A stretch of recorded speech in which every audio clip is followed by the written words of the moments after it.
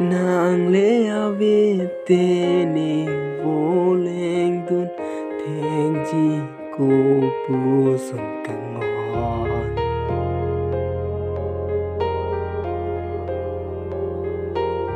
nàng lẽ ave tê vô lên đun thèn chi cô bu sông càng ngon buanarani pentane kangon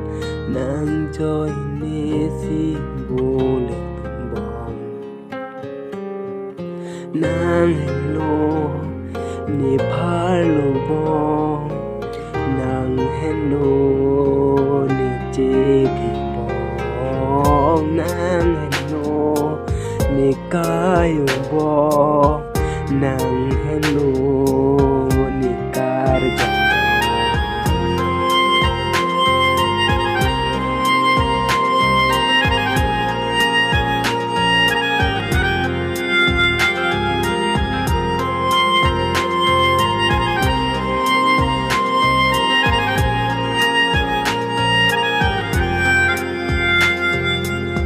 nàng bên ca chinh ho na lo vi ro ta nàng chê tông lòng nàng sen we nàng chê bao bi nàng nghe du đun e a càng hòn bàn bi ba chir ver ji ni chê thế kê do đi cái kế ta càng ho nàng nàng Hen Lo ne phalo bong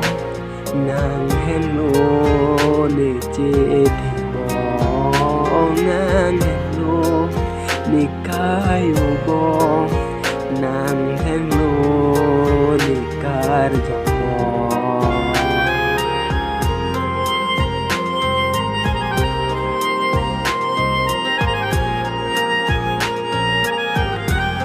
nàng Hen Lo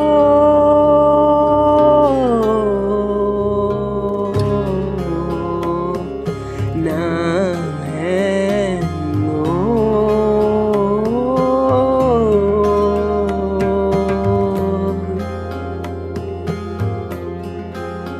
nàng joy ne bé phải mũi ta ne chi pi di bo nàng chết thế à lại biết chết thế thì à bang po nên chi dù chết thì bang số thì thế dù đi à can ho nàng ti về chi ô bông nàng sẽ nghe nàng chỉ bao nàng Hen Lo ne phalo bong